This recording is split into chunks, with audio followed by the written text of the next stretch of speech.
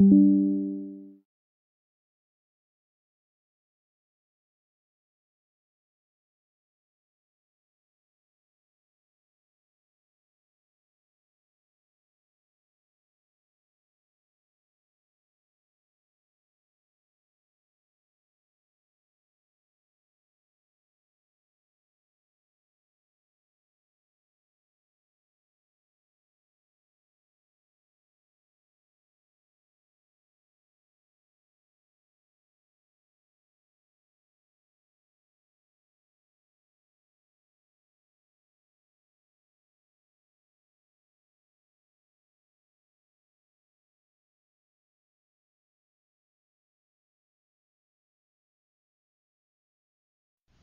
story you are about to hear is true.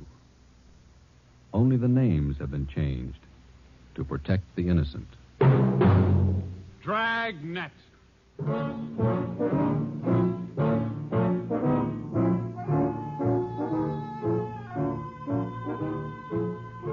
Dragnet, the documented drama of an actual crime, investigated and solved by the men who unrelentingly stand watch on the security of your home, your family, and your life.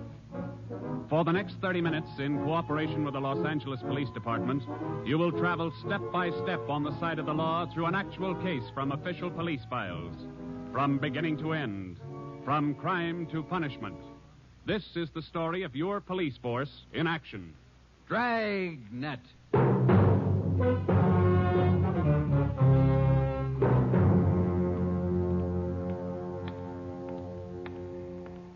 It was Tuesday, March 25th. It was cold in Los Angeles. We were working the night watch out of homicide.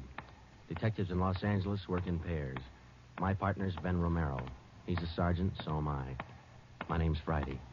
The boss is Ed Backstrand, chief of detectives.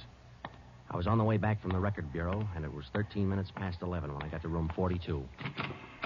Homicide. That's a hot shot. Somebody grab it. I got it, Ed.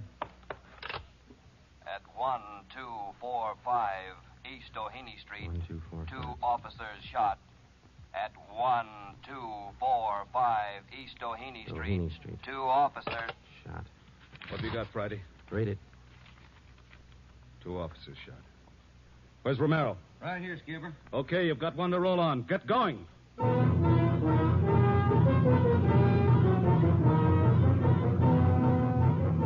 Both Ben and I knew where we were heading. We'd recognized the address.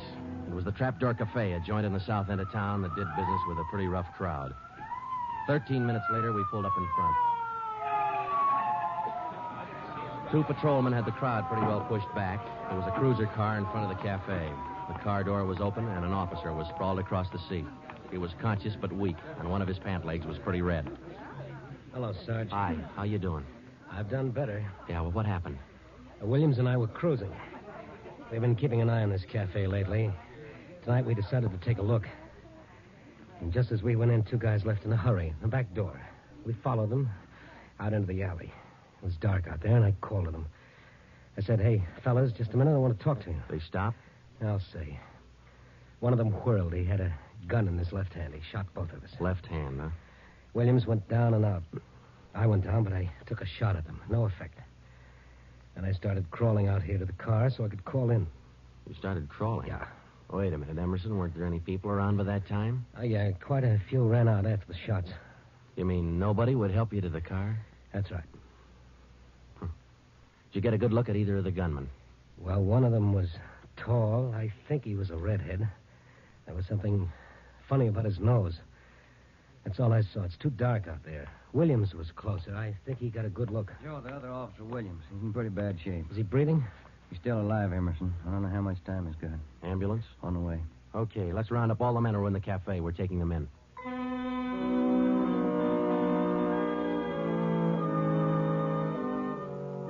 We took all the men back to the city hall. There were 23 in the Trapdoor Cafe at the time of the shooting. We questioned all of them. One of them said there had been a redhead in the place, but he couldn't describe him. Ben and I left the interrogation room, and we went back to the squad room. Friday, Romero. Got a minute? Yeah, Ed. Come on, Ben. Sit down. Okay.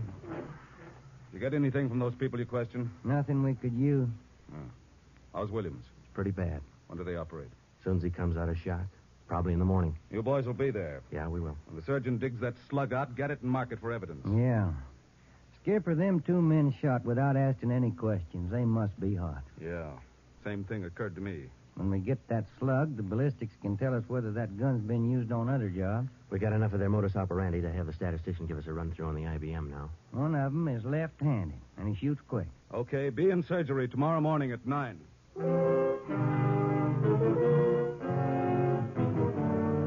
Neither Ben or I said much on the way home, but we were both thinking the same thing. I knew the chief was thinking it, too. Here were 2 men who'd shot a couple of police officers without asking any questions. Now, I suppose you've heard a lot of stories about what the force thinks of cop killers. Sure, we don't like to lose our friends and partners any better than anybody else would. Why not figure it this way? If these 2 guys would gun a couple of armed police officers, do you think they'd hesitate to shoot you, the unarmed citizen?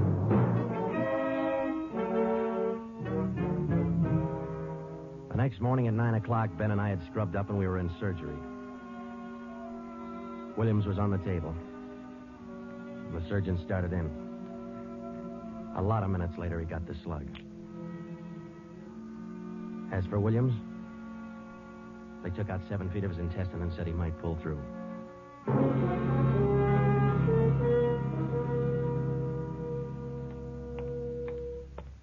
Joe, here's the report from ballistics. The slug they took out of Williams come from a .44 Smith & Wesson.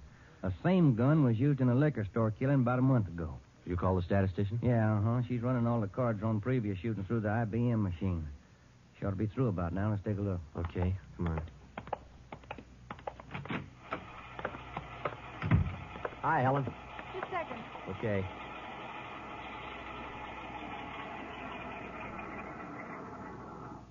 Well, that's it for it. These cards will give you all the shootings pulled by 2 men on foot who shot quick, one of them left-handed. Right. They're all yours. You sure can tell a lot from just a bunch of little holes in these cards, can't you? I can't, but this IBM machine can. It never ceases to amaze me. Okay, shall we check the cards, huh? Yeah, sure.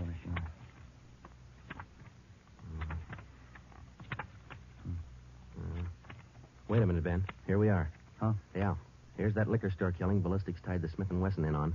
Same gun that Emerson Williams was shot with? Well, it checks out. The liquor store was in the same neighborhood as the Trapdoor Cafe. Same gun, huh? Got to be. How long ago? A month ago, yeah. Ben, take the DR number off this card and let's pull the crime report on that job.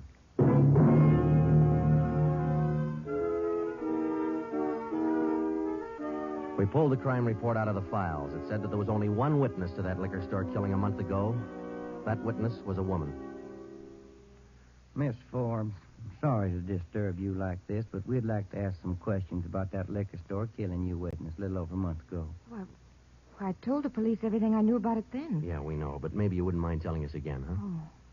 No, I guess not. I've been trying to forget it, to tell the truth. It was pretty terrible, and I really didn't see so very much because I was awful scared. I understand. But try to describe again just what happened, will you? Well, it was about 10 o'clock at night. I was walking down the street toward home when I realized I was all out of cigarettes. Well, I was right in front of the liquor store then, so I went in. The clerk was behind the counter, and there were 2 men standing there arguing. What's the idea of changing your mind? I thought we was going to get bourbon. No, let's get the wine. I want bourbon. Costs too much. Wine's good enough. The rest of them want bourbon, too. We better talk to them. Well, okay. We'll be back when we make up our mind, mister. 2 men walked out of the store, and the clerk smiled at me and shrugged his shoulders. I bought a pack of cigarettes and turned to leave. But just then the 2 men came back in again, and each of them had a gun in his hand. This is stick up, mister. The clerk just sort of crumpled to the floor. I couldn't believe my eyes, but that's just how it happened. The men said this is a stick-up, and then they shot him right away. Get over against the wall, lady, or you'll get the same. One of them punched the no sale on the cash register. I was shaking so I almost caved in. He scooped the money out of the drawer and stuffed it into his pocket. And then the other one went over to where the liquor clerk was lying face down. He knelt down beside the clerk and he put his gun against the clerk's spine. Then they both ran out of the store. It was terrible. That clerk, he was lying there helpless and wounded, and they deliberately... Yeah, Miss Forbes, I understand. Oh, Miss Forbes, you said that both of the men had guns? Yes. One of the guns was black, and the other was sort of fancy looking. What do you mean, Miss Forbes? Well, it was real shiny. Nickel-plated?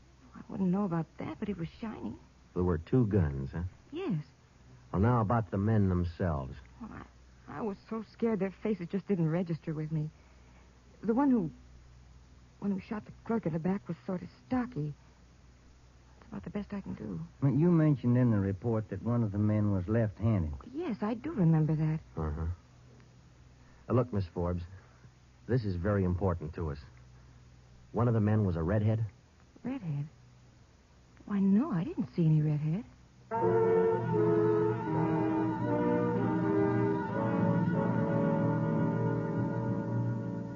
Skipper, me and Joe's run right smack into a stone wall on this thing. What's the complication? Well, there's more than one, Ed. In the first place, we know that the .44 Smith & Wesson was used in both shootings. But the descriptions of the men involved don't check. Police officer Emerson said he thought the man that shot him and Williams outside the Trapdoor Cafe was a tall, left-handed redhead. Said there's something funny about his nose. You think Williams got a better look at him? Well, probably did, but Williams isn't strong enough to talk yet. And a girl that witnessed the liquor store killing a month ago said that one of those men was left-handed. But she said neither of them was a redhead. And on top of all that, now we've got 2 guns to worry about. The girl mentioned 2 guns, so we checked the autopsy report on that liquor clerk.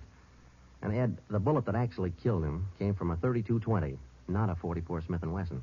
That fact didn't get any publicity at the time, did it? No, it didn't. Okay. We won't give it any publicity now either.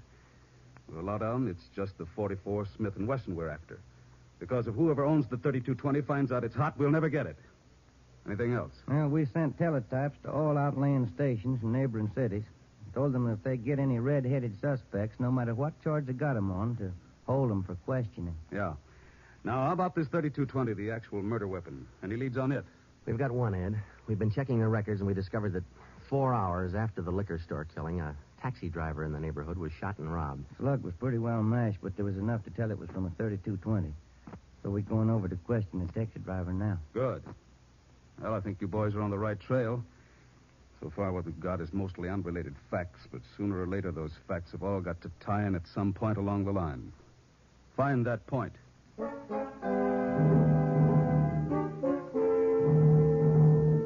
find the point.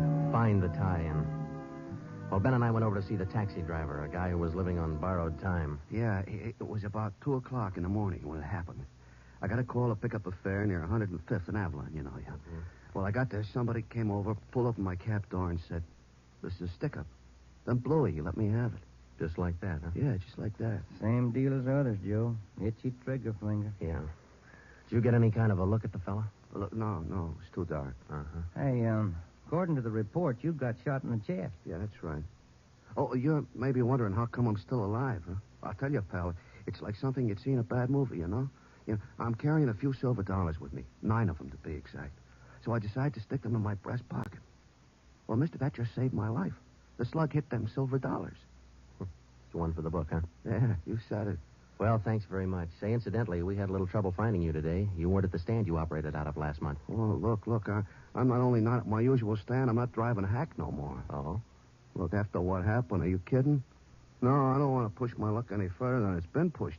Yeah, I figure I had it, you know?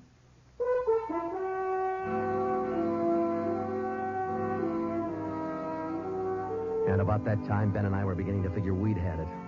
We were getting nowhere fast. We had a few informants nosing around, but so far they hadn't come up with any leads. Well, Ben and I followed up all the teletypes that poured in. We just got back from Santa Ana, where we'd been questioning a red-headed suspect, and we'd flopped in the squad room when Chief Backstrand's door opened. Friday. Romero. Got a minute? Yeah, Skipper. Any luck with the Santa Ana redheads? No, none at all.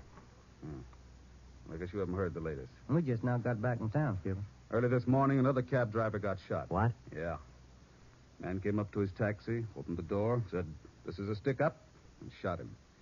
Bullet went through one leg and into the other, but the driver managed to start his cab and drove over to a cafe. He called in from there. Boys recovered the slug? Yeah.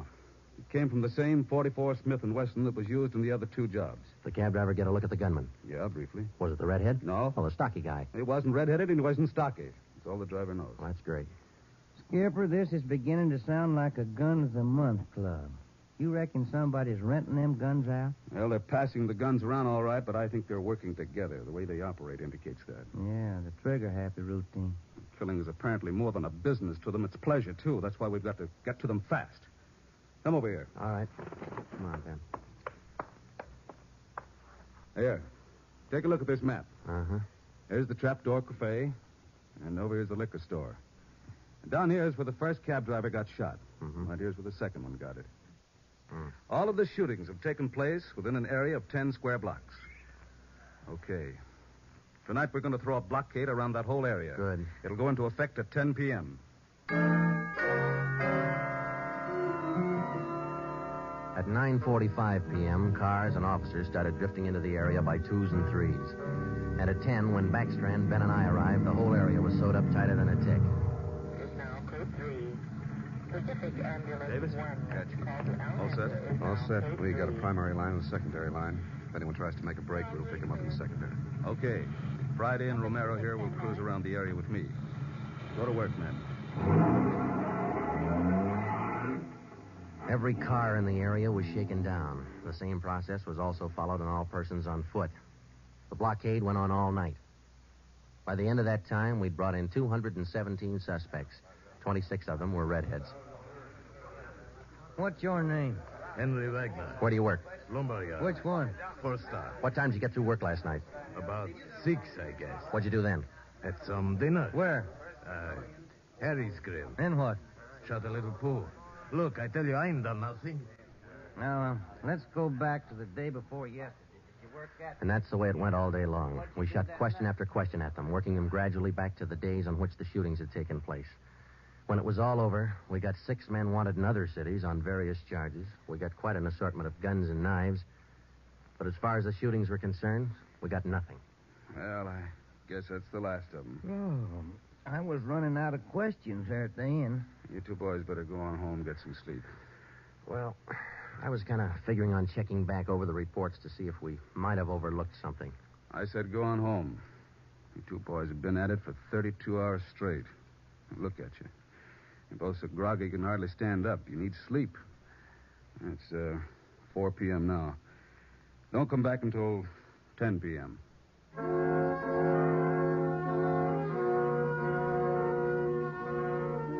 When I walked into the squad room at 10, Ben was already there. An informant had just phoned in a new lead. He told Ben he'd heard about a gang that had been hanging out down around the DeVere Bungalow Court in the south end of town. We knew that the DeVere was close to the Trapdoor Cafe, so we went over to talk to the manager. Joe, I've been meaning to ask you.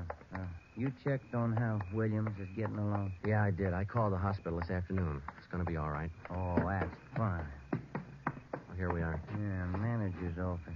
Still got a light on. Yeah? I'm Sergeant Friday, police. This is Sergeant Romero. Yeah? We'd like a little information. Why, sure. Come in. Thank you. What can I do for you? Well, did you hear anything about a gang that hangs out down around here anywhere? Gang? Why, no. How about your tenants here? Any of them ever been in trouble, to your knowledge? No. This ain't exactly the best neighborhood in town, but we try to keep things under control. Once in a while, one of them will get out of line, but when that happens, we heave them out of here. You heaved anybody out lately? Yeah, I did. Fellow and his wife a few weeks ago. They had a fight in one of the bungalows. She took a shot at him, but she missed. Party by the name of Stuba, Carl Stuba. What did this Stuba look like? Oh, sort of tall, skinny. Was he a redhead? No. Now, we'd like to take a look at that bungalow that he lived in. Sure. Help yourself. Down the end there, number 5. Still vacant.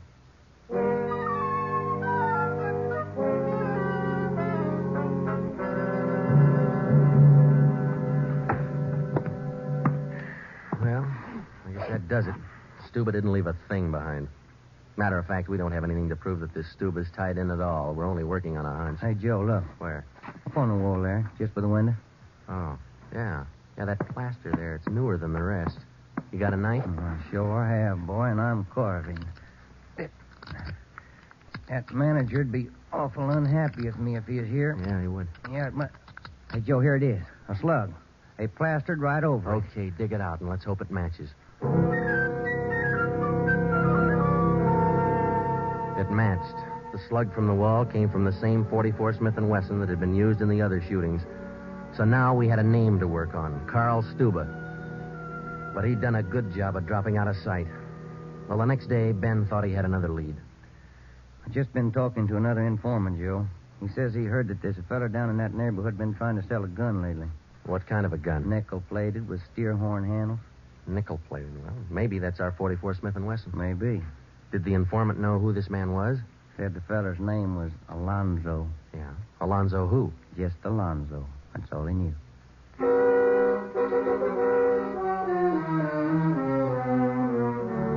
So now we had two names, Stuba and Alonzo, but no men to go with them. So we went back to making the rounds of the substations, interviewing red-headed suspects. We took a few of them to Williams, who was home from the hospital by now, but he couldn't identify any of them as the man who shot him. Still, we kept checking. Finally, we got around to the 77th Street station. We questioned the suspects they were holding there, and we just started to leave when one of the officers called us. Hey, Sarge, we're holding somebody else you might want to look at. Redhead? No. What's the charge? Suspicion of burglary. Small job. Oh, I don't know. What do you think, Ben? What's special about him? He lives in the same neighborhood where those shootings took place. All right. Where you got him? Down here. Did he admit anything? No. He's pretty surly. Here we are. Thanks. Hi. What do you want? I'm Sergeant Friday. This is Sergeant Romero. We'd like to ask you a few questions. Look, I already told the other cops all I know. I didn't steal no radio from that jerk. What's your name? We've been through all that once. Come on, what's your name? Jackson. Alonzo Jackson. Alonzo.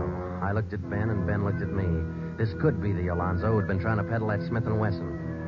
Ben and I both knew here was one suspect we'd have to be real careful with. Alonzo, according to the records, this burglary you're suspected of took place on the night of the 27th. Look, how many times do I have to tell you guys they didn't have anything to do with it? You got an alibi for that night? Sure, I got an alibi. I was out with a couple of friends, I can tell you. What's your friends' names, Alonzo? One of them's Crandall, the other Stuba. Stuba, the guy who used to live in the bungalow court. Well, we told Alonzo he'd have to produce his two friends to give him an alibi for the burglary charge, and he bit. He went with us, and he pointed out where Stuba was living now. No wonder we hadn't been able to find him. It was a little shack at the back of a lot behind two houses. We thought it was a chicken coop at first. We took Alonzo back to the station, then we picked up Stuba. He was surprised to see us and not very happy. We took him in. Next, Alonzo gave us Crandall's address.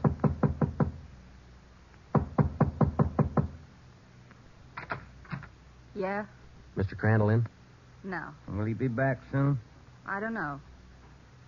Who are you? Sergeant Friday, Sergeant Romero, police. What do you want with him? Oh, nothing important, lady. We just wanted him as a witness. Oh. Well, I don't know just when he'll be back. Probably an hour or two. Okay, thanks.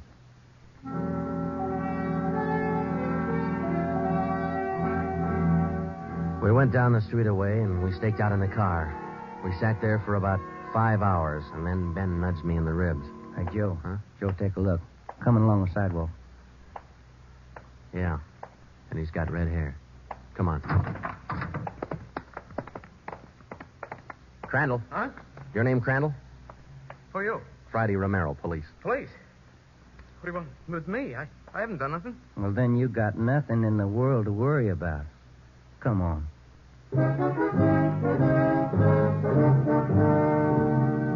We questioned Crandall for an hour, but he wouldn't give an inch.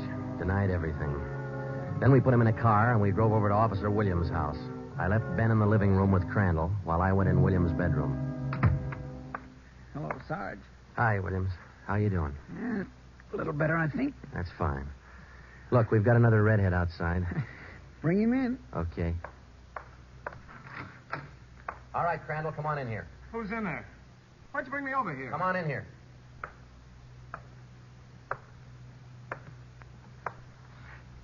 How about it, Williams? That's the guy. No, That's the guy that shot me. Well, Crandall? No. Yeah. It was an accident. I didn't mean to shoot him. It was an accident. Once Crandall got started, he talked his head off. He also admitted being in on the liquor store killing, but insisted he was only the lookout. We took him back to the station and got his whole story down on a tape recorder. Yeah, he was left-handed. Then we went back to Alonzo, who didn't know we had Crandall's confession. We met the chief in the hall outside the room where they were holding Alonzo. About ready to tie the knot? Oh, hope so, Chief. But Alonzo hasn't given any yet. And we still haven't found those guns. We've got one of them. Which one? The Smith & Wesson. Stuber popped about that one 10 minutes ago. Said he left it with his girl. A couple of the boys are on their way over to get it now. That's good, Ed. That leaves just the 32-20. You haven't mentioned the 32-20 to Alonzo, have you? No. He still thinks we're after that Smith & Wesson, and that's the way we're going to play it right now. Go ahead. Look, how much longer are you guys going to hold me here? Didn't you check with those friends of mine? Alonzo, we got a tip that you've been trying to sell a gun lately. A gun? Yeah, 44 Smith & Wesson. Oh. No, it's not true. That Smith & Wesson's been used in a couple of robbery jobs this month, and we think it's your gun. That's a lie. Any proof of that? Why, yeah. Sure, I got proof of that. I used to have a gun, but it wasn't a Smith & Wesson. Look, if I tell you where it is, that ought to convince you, shouldn't it? It'll help things. Okay. I sold it to a neighbor of mine. He gave me $7. I'll give you his address. You sure it's not a Smith & Wesson? Sure, I'm sure. It's a 32-20. Yeah, it worked. We went to the neighbor's address, and he admitted having bought the 32-20, but said he'd lent it to a friend who'd never returned it. The friend had hocked the gun to a barber. The barber gave him $15 and a haircut for it. We finally got it from the barber, and we came back to the station. I'm all set, Joe. I'll be in the next room. Just give me the nod. Okay. Hello, Alonzo. Hey, you got the gun. Yeah, we got the gun. Well, now maybe you'll believe I'm on the level. Okay if I go now? I guess we won't be able to hold you here much longer. You can say that again, brother. You could have saved a lot of time if you'd have listened to what I've been trying to tell you all along. I guess you're right, Alonzo. Sure, I'm right. You know, you guys would be a lot better off if you believe guys like me the first time we tell you something. But on the liquor Instead store of job, running... I was only a lookout. I was outside. It was the other two who pulled that one. Stuber and Alonzo. Alonzo killed the clerk. Hold it, Alonzo. All right, Alonzo, that's enough. Now, come on, how about it? Well, what's the use? All right. That's like he said. Okay, Ben, bring the recorder in here. Alonzo's ready to make a record now.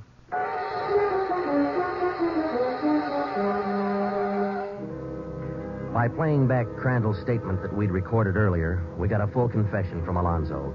We took the three of them out and had them reenact the 4 shootings, and we photographed it on sound film. Crandall, the redhead, was the one who'd shot the 2 police officers, but he was only the lookout for the liquor store killing, which explains why the girl witness didn't see him in the store. Stuba and Alonzo were the ones who pulled that job, and Alonzo, the worst of the bunch, was the one who put the 32-20 against the spine of the wounded clerk. The 3 of them took turns at shooting the cab drivers and robbing them. That accounted for the mixed-up descriptions, including all that left-handed business. 2 of the 3 suspects happened to be left-handed. Well, that was the crop. Crandall, Alonzo, Stuba. 4 shootings, 3 robberies, 4 attempted murders, 1 murder. The 3 men were tried and convicted. They're all in the state penitentiary. Crandall's there for life. Alonzo and Stuba, they'll be executed next week. File it, will you, Ben?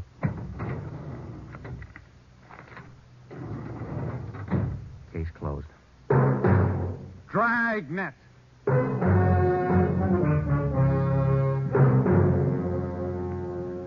The story you have just heard was true. Only the names were changed to protect the innocent.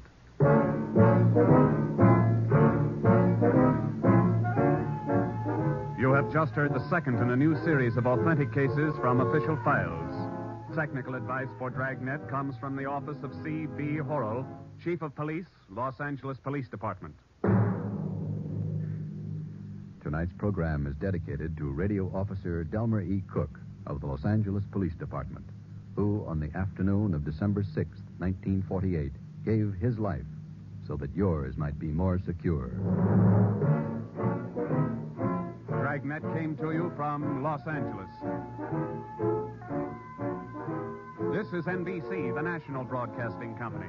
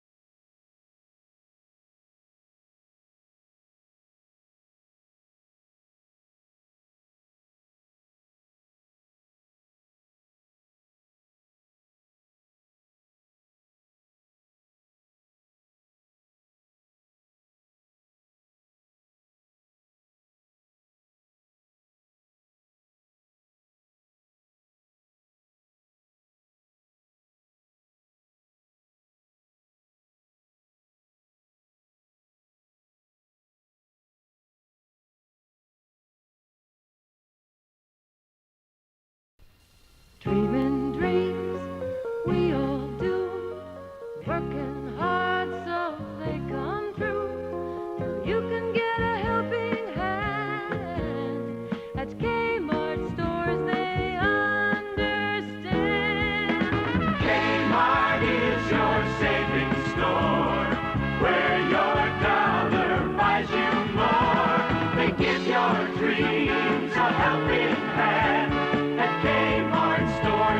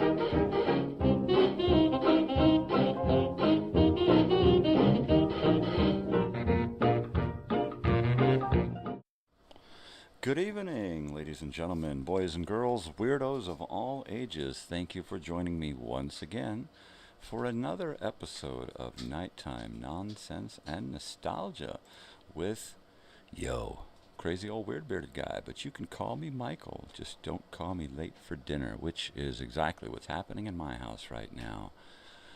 We are going to start off with a little bit from Ruth Edding. I hope you do enjoy the show. Thank you again for joining me, and thank you again to my 100 and now 120 subscribers as of my last nap. And thank you again to the winners of the telethon drawing, Charlene and Brandy. And yes, I will be getting in touch with you as soon as I get some more sleep. Y'all enjoy this.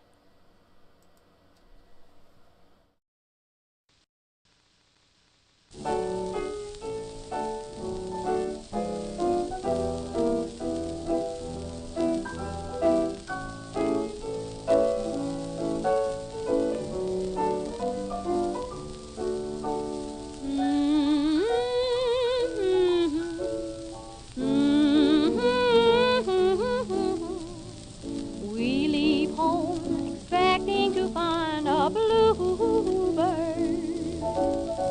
hoping every cloud will be silver lined. But we all return.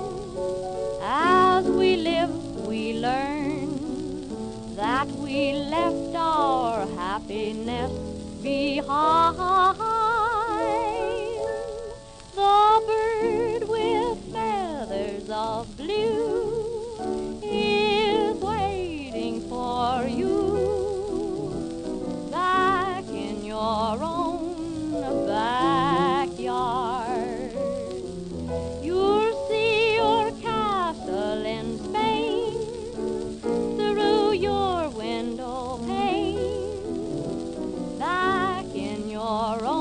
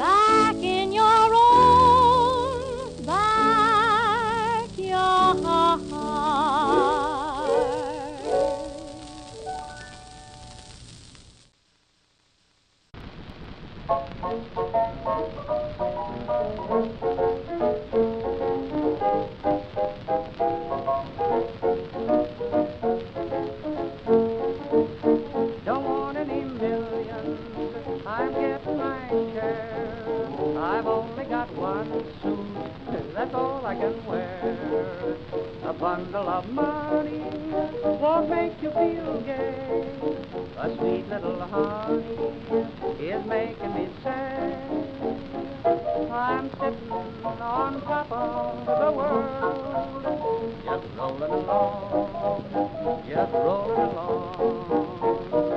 I'm quitting the blues of the world, just singing a song, just singing a song. Glory, hallelujah, I just phoned the parson. Hey, par, get ready to call. But just like Humpty Dumpty, I'm going to fall. I'm sitting on top of the world, just rolling along, just rolling along. Some people have diamonds and beautiful pearls, while others have children, just kiddies with girls. Keep all of your fortune, keep all of your fame. I just found a sweetie who's changing her name. So I'm sitting on top of the world, just rolling along, just rolling along. I'm quitting the blues of the world, just singing a song, just singing a song. Glory, hallelujah, I just phoned the parson. Hey, par, get ready to call. But just like Humpty Dumpty, I'm going to fall. I'm sitting on top of the world, just rolling along, just rolling along. Rolling in sunshine, rolling in health, means more than rolling in wealth. Rolling in kindness, rolling in bliss. Could anything be nicer than this? Soon she'll roll off to the church with me. And even if it's only rolls and coffee, I'll be so happy. I'm sitting on top of the world, just rolling along, just rolling along.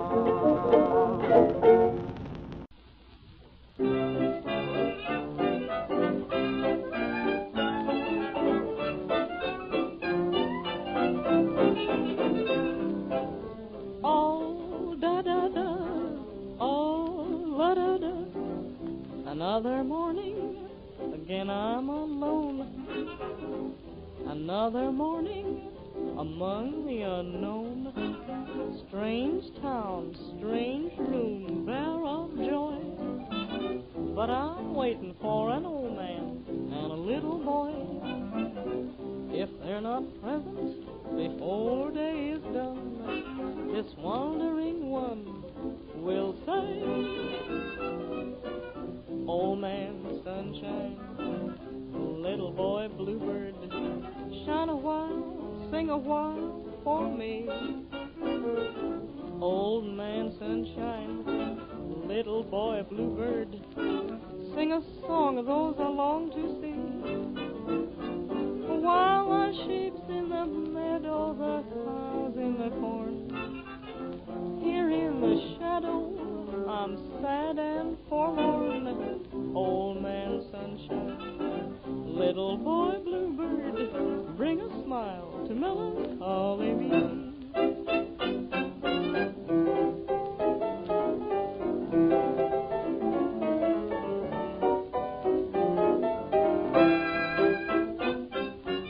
Old man sunshine, little boy bluebird, shine a while and sing a while for me.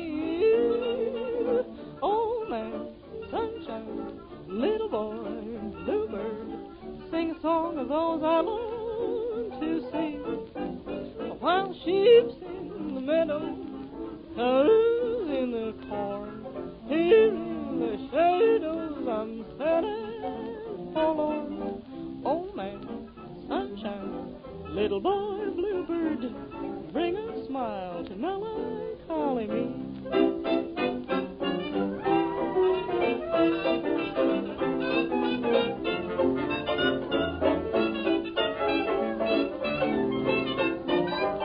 Old man sunshine, little boy bluebird, bring a smile to melancholy me.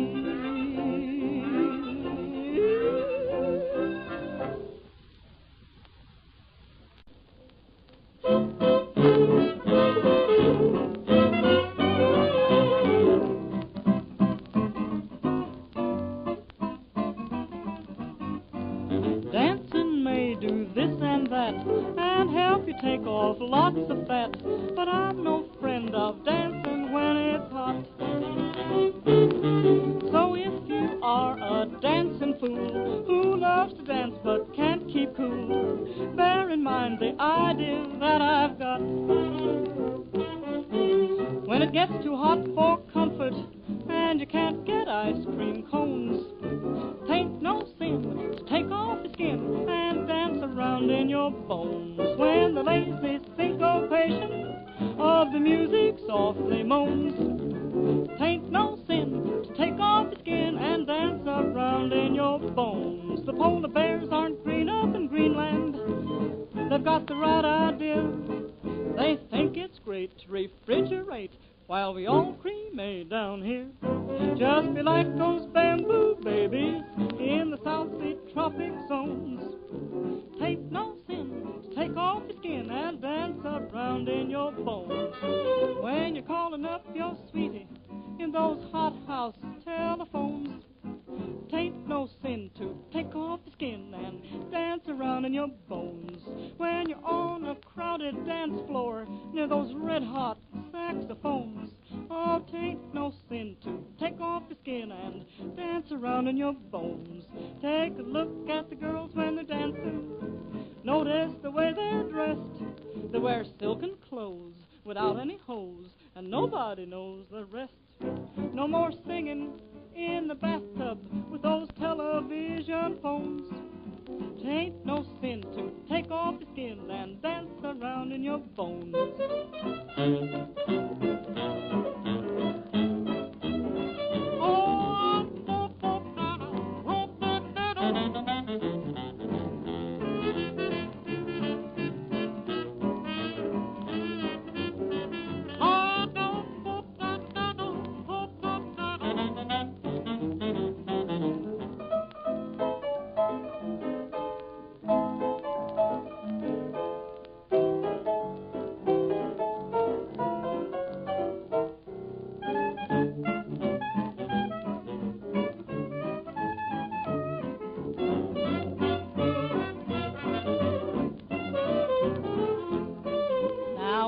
Gathered by the river, listen to your Deacon Jones. Tain't no sin to take off your skin, dance around in your bones. You must all go in that water, let me hear your sinful groans. Tain't no sin to take off your skin and dance around in your bones. Do what I say right away, wicked sinners, cause this is your judgment day. Come, Mandy Lee, in the river with me, wash your sins away. Throw away your gin and razors, throw away your gambling bones. Oh, tain't no sin to take off skin, dance around your bones.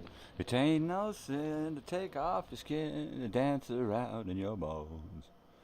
Yes, yes, yes, yes. The wonderful Lee Morris with Tain't No Sin to Dance Around in Your Skin from 1930. And before that, another from Lee Morris, Old Man Sunshine, A Little Boy Bluebird from 1928. I'm Sitting on Top of the World from 1925, and Frank Crummett. And we started that block off with Back in Your Own Backyard from Ruth Edding. Ah, one of my favorites. You want some gum? Treat yourself often to refreshing, delicious Wrigley Spearmint Chewing Gum. There's lots of cooling, real mint flavor in every stick. And chewing Wrigley Spearmint helps keep you feeling fresh and alert. You feel better, work better, get more fun out of doing things. So indoors, outdoors, wherever you go, keep some healthful, refreshing Wrigley Spearmint Chewing Gum handy. To make every day more enjoyable, treat yourself often to delicious Wrigley's Spearmint Chewing Gum.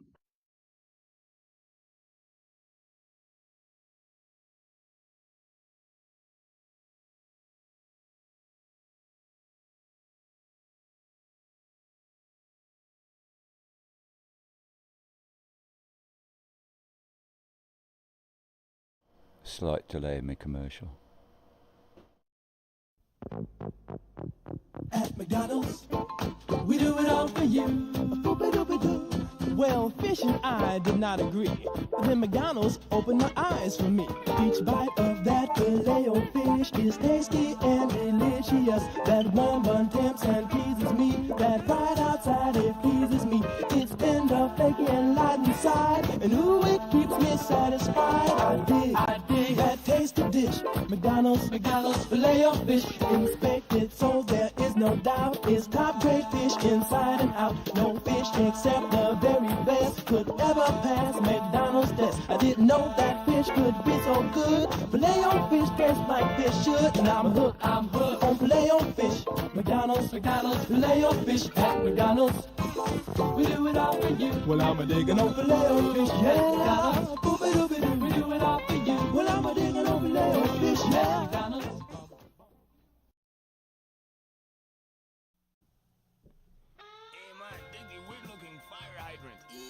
Phone home. That must really freak out the dogs, man. No, man, that's one of Santa's leftover elves. What's happening, man? E.T. has extra Christmas money. Shop heads together. What would an elf want with heads together? E.T. into rock and roll. Wants those $11.99 coupler specials and $4.99 LPs. Yeah, man, they've got those water beds, man. The heated ones for when your toes are cold. And are you into designer jeans, elf? Nothing comes between E.T. and Calvin's. Well, you're in luck at heads, man. They've got everything. Do they have those videotapes, man? I'm shocked at you, man. You didn't know about the $1-a-day videotape club? Aren't you shocked, elf? E.T. shocked. Hey, man, can we use this thing as a hood ornament? E.T. Ouch!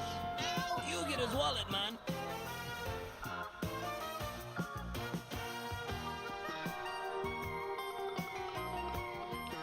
Hey, man, I think those guys are trying to copy me or something. I wish they'd knock it off.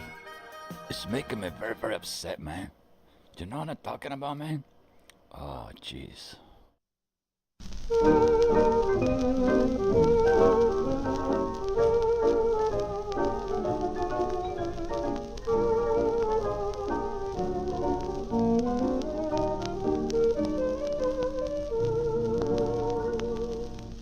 Why do you keep on stalling when I'm calling every night?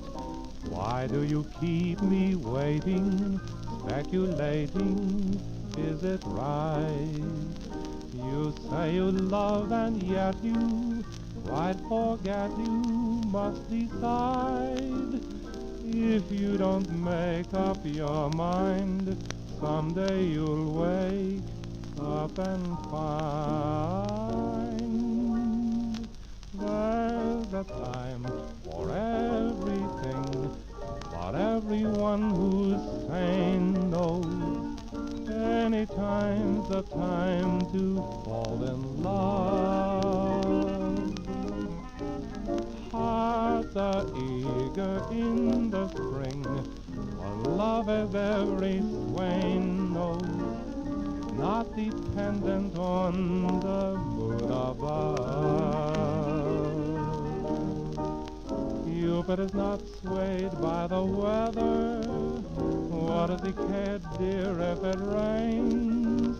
Every plan we make together may not work out, still love remains.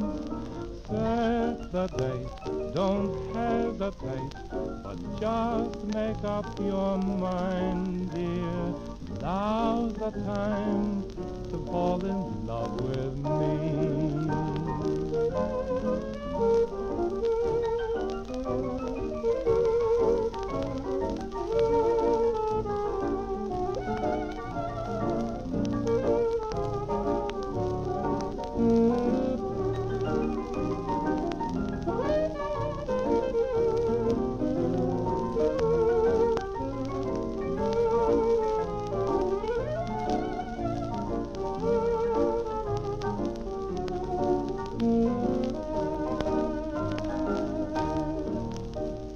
Cupid is not swayed by the weather.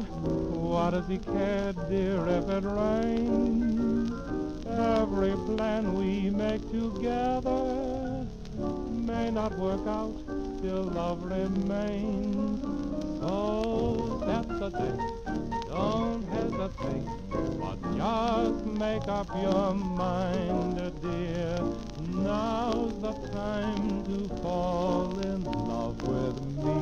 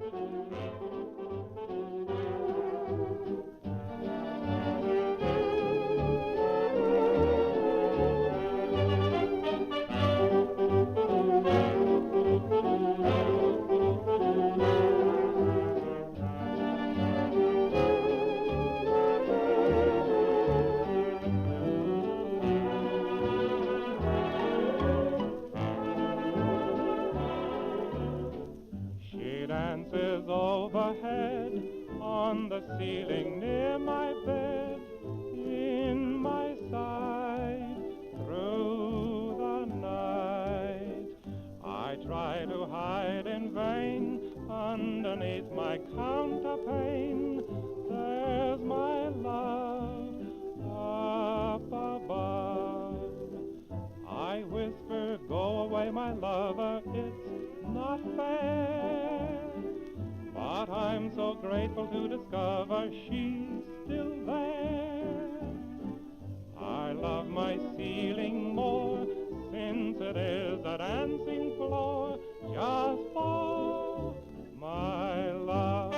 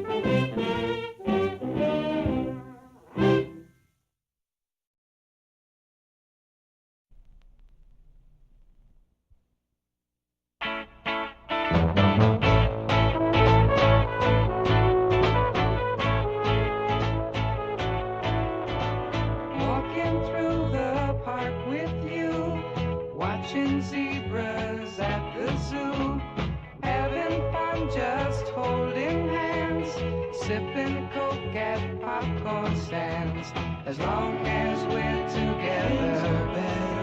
Girl, you ease my mind, Coca-Cola, doing things together. Girl, I'm feeling fine. Can't believe the day is past. Time with you goes much too fast. Now it's getting kind of late, and ice cold Coke would taste just great. Things go better with Coca-Cola. The American breed for Coca-Cola. Treat yourself often to refreshing, delicious Wrigley Spearmint Chewing Gum. There's lots of cooling, real mint flavor in every stick. And chewing Wrigley Spearmint helps keep you feeling fresh and alert. You feel better, work better, get more fun out of doing things. So indoors, outdoors, wherever you go, keep some healthful, refreshing Wrigley Spearmint Chewing Gum handy. To make every day more enjoyable, treat yourself often to delicious Wrigley's Spearmint Chewing Gum.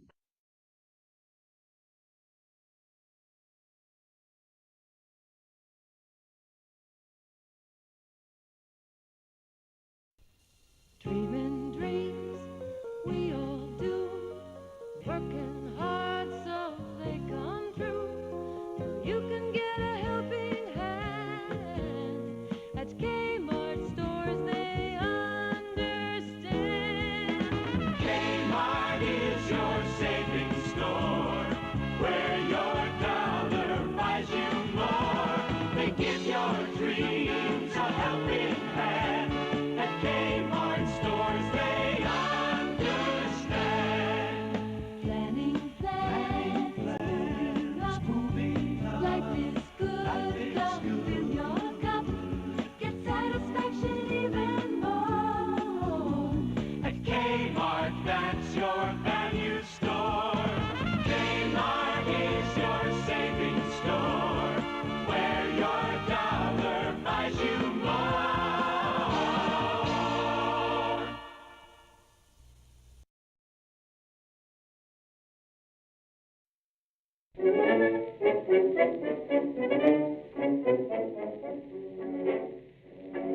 When the wintry winds are blowing and the snow is starting to fall, then my eyes turn westward, knowing that's the place that I love best of all. California, I've been blue since I've been away from you. I can't wait till I get going. Even now, I'm starting in the call. Oh, California, here I come, right back where I started from, where bowers of flowers bloom in the sun. Each morning, that dawning bird is singing everything a sun-kissed miss said. Don't be late. That's why I can hardly wait. Open up your golden gate, California. Here I come.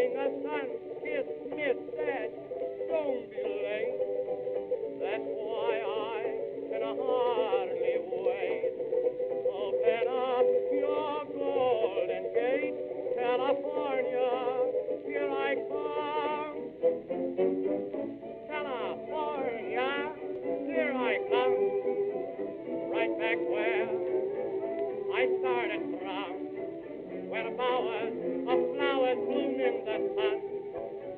Each morning, that dawning bird is singing everything a sun kissed miss said, don't be late. That's why I can hardly wait. Open up your golden gate, California, here I come.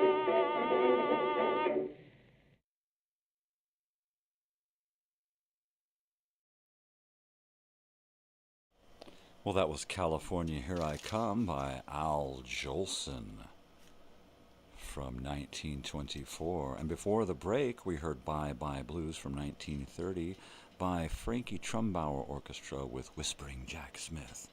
Plodding along, 1929, Anson Weeks, Dancing on the Ceiling from the Ben Selvin Orchestra in 1932. And we started that block off before the commercial with Anytime's the Right Time to Fall in Love. And now let's continue with this block.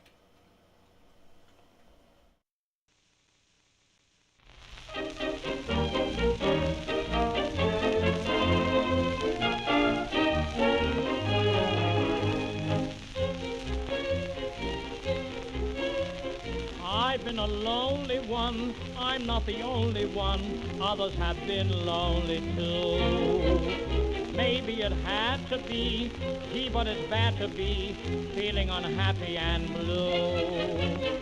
Everything's different today, good luck is coming my way. I'm looking up at the sky, I see the clouds rolling by. Hello, sunshine, hello. I'll say you're long overdue, how I've been looking for you. Hello, sunshine, hello.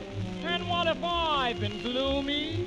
Listen to me, I'll never be that way again, I know. That certain someone is mine, that's why I want you to shine. Hello, sunshine, hello. Welcome. I know that you're really for me, I know that you're gonna warm me now. Welcome, every little ray you sprinkle helps to straighten out my wrinkled brow. Sun rays, your bright rays, mean bright days, and how I'm looking up at the sky, see the clouds rolling by. Hello, sunshine, hello. You've been long overdue, and I've been looking for you. Hello, sunshine, hello. And don't forget this Sunday, that's the one day, that's the day I'm gonna need you so. For when they play low and grin, that's when you come pouring in. Hello, hello, sunshine, hello.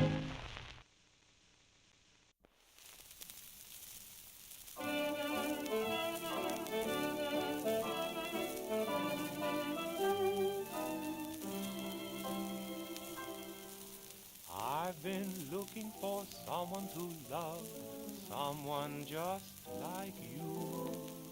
I've been asking the stars up above, find someone like you.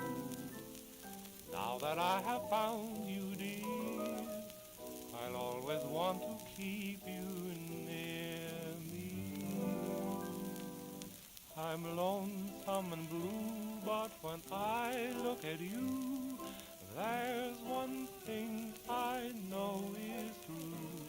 I wouldn't be lonesome, I wouldn't be blue, if I had a girl like you.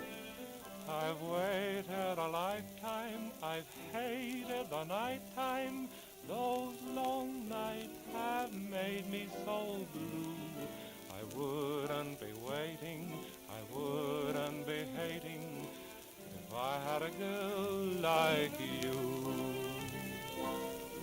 I don't know why I'm feeling the way I do. I hope that I haven't made a mistake in you. Everything seems like one of my dreams. Wake me up and say it's true. I wouldn't be scheming, I wouldn't be dreaming if I had a girl like you.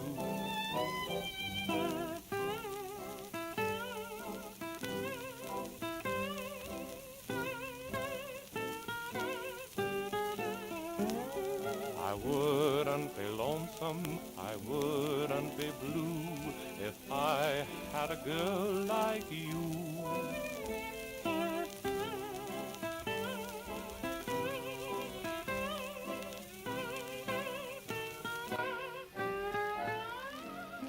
I wouldn't be waiting, I wouldn't be hating if I had a girl like you. I don't know why I'm feeling the way I do. I hope that I haven't made a mistake in you. Everything seems like one of my dreams. Wake me up and say it's true. I wouldn't be scheming, I wouldn't be dreaming if I had a girl like you.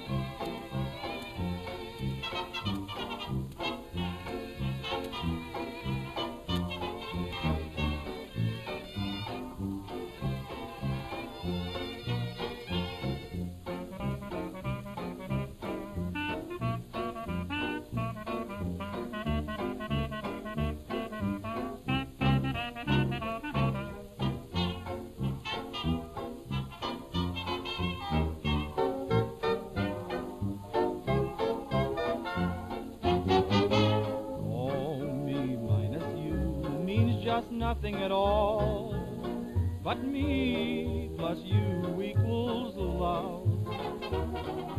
Night minus moon means no romance at all, but night plus moon equals love. Won't you hug a little, snug a little closer? How about that? Will your answer be a yes sir or a no sir? Can't you figure out that me minus you means just nothing at all, but me plus you equals love.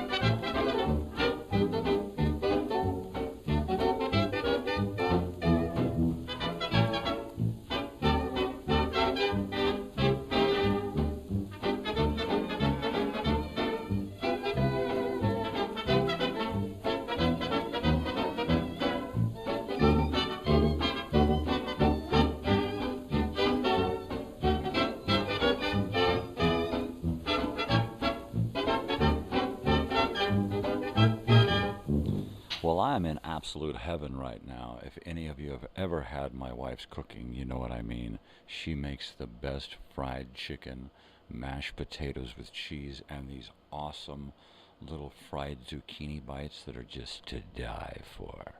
I'm telling you. That was Me Minus You from 1932 by Anson Weeks. If I Had a Girl Like You from Chester Gaylord in 1930. And we started this little block off here with Hello Sunshine, Hello from 1929 by the imaginative and awesome Eddie Cantor. And this just in from our news affiliates in ABC, straight from Rome. Maybe you thought beatniks were a purely American phenomenon. Not so, as we hear in this report from Charles P. Arno, ABC, Rome. Just 100 yards down the street from our ABC office in Rome, the summer battle has been joined between Italian police and the great vacation influx of the young bearded and unwashed ones. 3 times during the past 10 days, police have swooped down on foreign beatniks and swept them off the famous Spanish Steps. A dozen Germans and Frenchmen who were found to be without means of support have been ordered to leave Italy. Rome businessmen in this area claim that the growing concentration of the unwashed beatniks around the Spanish Steps cost them a lot of tourist business. Rome police say the beatniks mar the beauty of the Spanish Steps, one of Italy's major tourist attractions. Charles P. Arno, ABC, Rome. Just in from Vietnam, B-52 bombers have made another airstrike on suspected North Vietnamese positions in a demilitarized zone between North and South Vietnam. No details yet.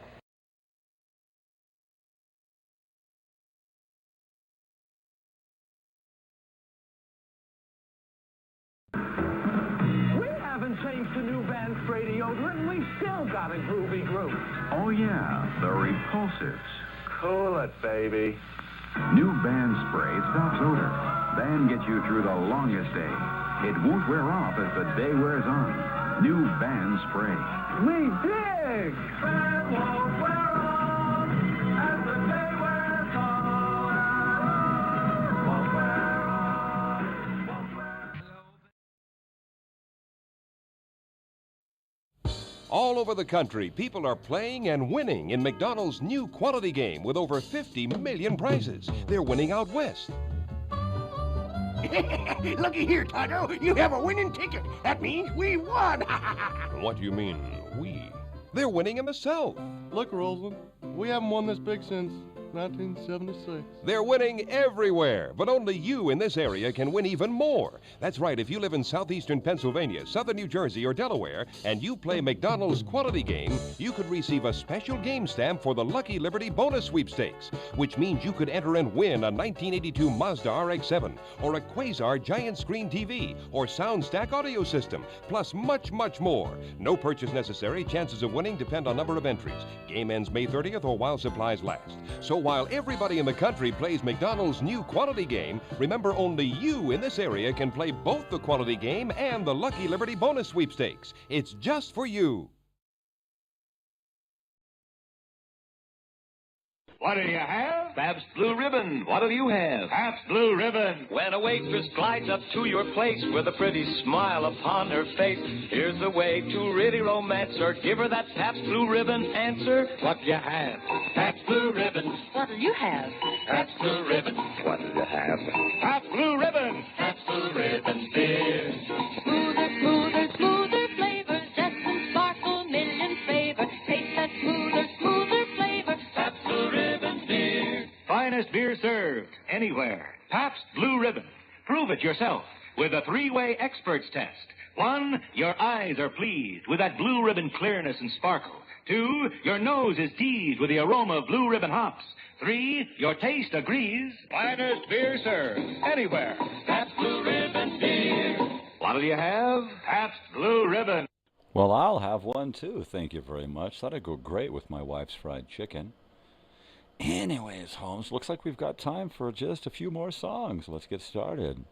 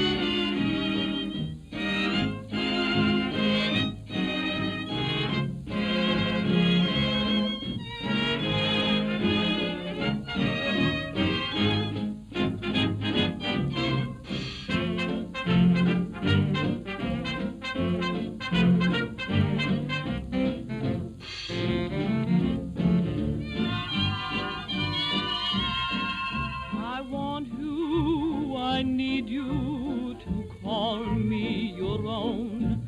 To have you would be paradise, I know. Your moonlight, your sunlight, your heaven alone. I'm happy, dear, because I love you so. What have you done to me? You're simply grand. You worked your spell on me, so now make your demand. I want you, I need you, and if dreams come true, I know you'll want me just as I want you.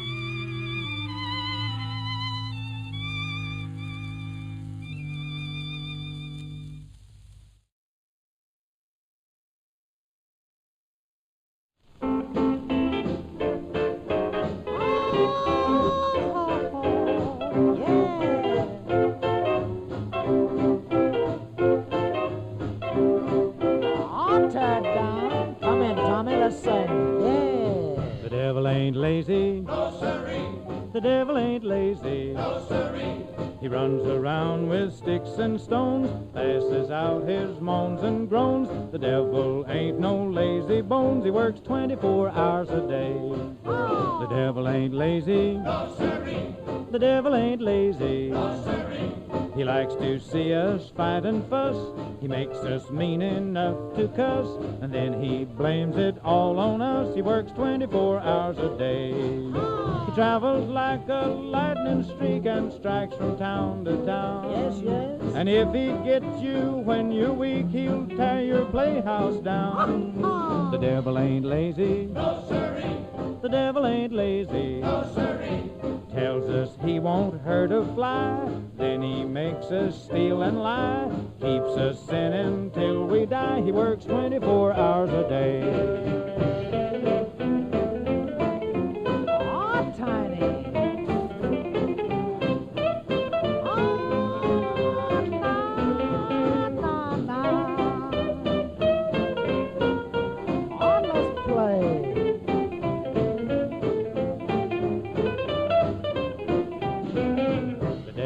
Lazy. No, sirree. The devil ain't lazy. No, sirree. He gets his pitchfork out each night to give the folks an awful fright. I think he does it just for spite. He works 24 hours a day. The devil ain't lazy. No, sirree. The devil ain't lazy. No, sirree. He tells us how to find success. I know we'll wind up in distress. The devil is an awful mess. He works 24 hours a day. He likes to see things scorch and burn, so don't make no excuse. If he catches you, he'll turn you every way but loose. Yes? The devil ain't lazy. No, sirree. The devil ain't lazy. No, siree. So when you think you're strong and brave, smart enough to not behave, then you've got one foot in the grave. He works 24 hours a day.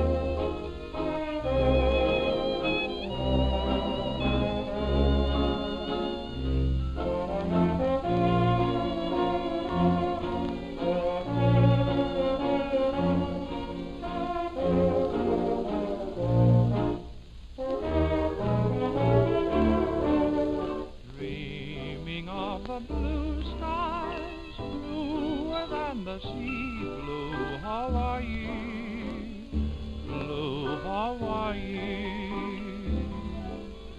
I can see two blue eyes smiling just for me, blue Hawaii, blue Hawaii.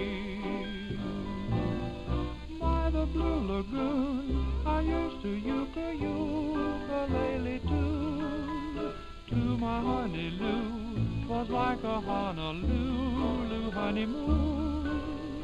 How my heart is yearning, I'm returning to blue Hawaii. I'm so blue for you.